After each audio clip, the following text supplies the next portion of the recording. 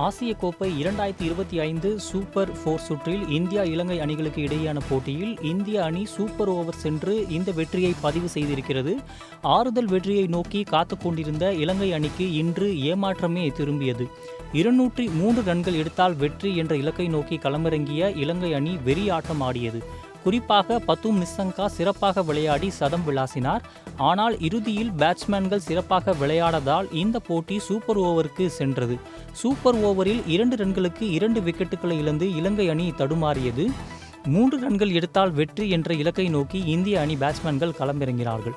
சூரியகுமார் யாதவ் மற்றும் சுப்மன் கில் களமிறங்கினார்கள். முதல் பந்திலேயே 3 ரன்களை ஓடி எடுத்து இந்த வெற்றியை பெற்றிருக்கிறார்கள் இந்திய அணி. துபாய் மைதானத்தில் நடைபெற்ற இந்த போட்டியில் டாஸ் வென்ற இலங்கை அணி முதலில் பந்து வீச்சினை தேர்வு செய்தார்கள். இதனை அடுத்து இந்திய அணியின் தொடக்க ஆட்டக்காரர்களாக அபிஷேக் சர்மா மற்றும் கில் களமிறங்கினார்கள். இதில் அபிஷேக் சர்மா சிறப்பாக விளையாடினார். அவர் 31 பந்துகளில் 61 ரன்களை எடுத்து ஆட்டமிழந்தார். கில் 4 ரன்களை மட்டுமே எடுத்தார். பின்பு களமிறங்கிய சூரியகுமார் யாதவ் 12 ரன்கள் எடுத்து ஆட்டமிழந்தார். சஞ்சு சாம்சன் 23 பந்துகளில் 39 ரன்களை எடுத்தார். திலக் வர்மா மற்றும் அக்சர் பட்டேல் இந்த இருவரின் ஜோடி சிறப்பாக விளையாடினார்கள். இவர்கள் ஜோடி 23 பந்துகளில் 40 ரன்கள் எடுத்து அதிரடி காட்டினார்கள். திலக் வர்மா 34 பந்துகளில் 49 ரன்களை எடுத்தார். இதில் ஒரு சிக்ஸர் மற்றும் 4 பவுண்டரிகள் அடங்கும். அக்சர் பட்டேல் 15 பந்துகளில் 21 ரன்களை விளாசினார். இறுதியில் 20 ஓவர்கள் முடிவில் 202 ரன்களை எடுத்து 5 விக்கெட் இழந்தது இந்திய அணி. 203 என்ற களமிறங்கிய இலங்கை அணி முதல் ஓவரிலேயே குசல் மெண்டிஸின் விக்கெட்டை பறிகொடுத்தது. அவர் கோல்டன் டக் ஆகி வெளியேறினார். ஆனால் பத்தும் நிசங்கா அதிரடியாக விளையாடினார். அவர் 25 பந்துகளில் அரை சதம் விளாசினார். பத்தும் நிசங்காவோடு ஜோடி சேர்ந்த குசால் பெரேராவும் 25 பந்துகளில் அரை சதம் விளாசினார்.